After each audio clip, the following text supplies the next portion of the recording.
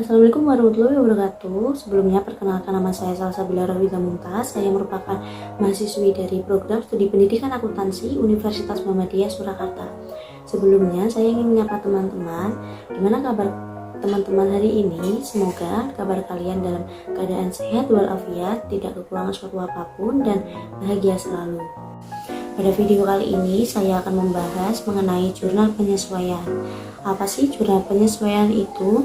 Jurnal penyesuaian adalah jurnal yang dibuat pada akhir periode akuntansi guna menyesuaikan nominal atau saldo pada akun harta, utang, modal, pendapatan, dan beban sehingga menunjukkan keadaan yang sebenarnya.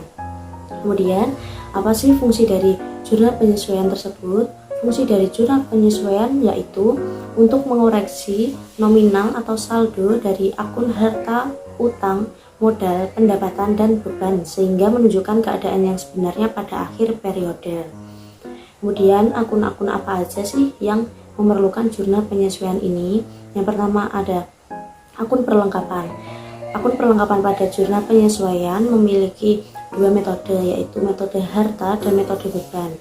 Jurnal penyesuaian untuk metode harta yaitu beban perlengkapan di debit dan perlengkapan di kredit dicatat sebesar yang sudah dipakai. Kemudian untuk metode yang kedua yaitu metode beban, jurnal penyesuaiannya yaitu perlengkapan di debit dan biaya dan beban perlengkapan di kredit sebesar yang belum dipakai. Kemudian yang kedua ada biaya diterima di muka.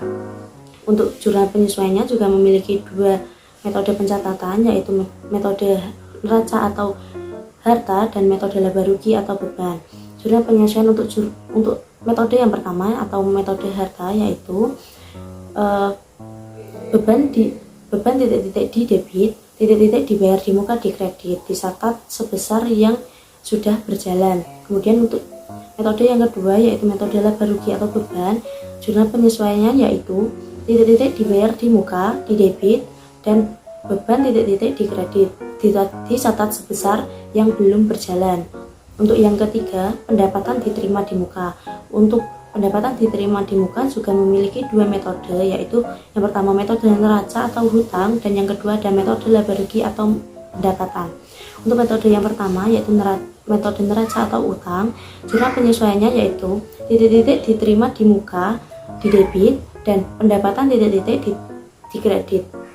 Untuk pencatatannya yaitu dicatat sebesar yang sudah berjalan. Kemudian untuk metode yang kedua yaitu metode laba rugi atau pendapatan, jurnal penyesuaiannya yaitu pendapatan titik-titik di debit dan titik-titik diterima di muka di kredit dicatat sebesar yang belum berjalan. Kemudian yang keempat ada beban yang masih harus dibayar. Untuk jurnal penyesuaiannya yaitu beban titik-titik di debit dan utang titik-titik di kredit dicatat sebesar yang harus dibayar. Kemudian yang kelima ada pendapatan yang masih harus diterima.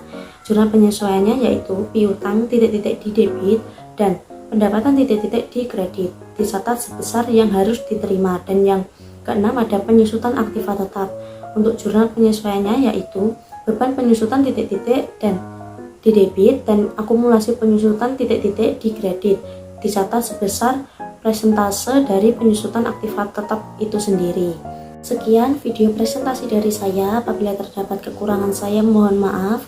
Wassalamualaikum warahmatullahi wabarakatuh.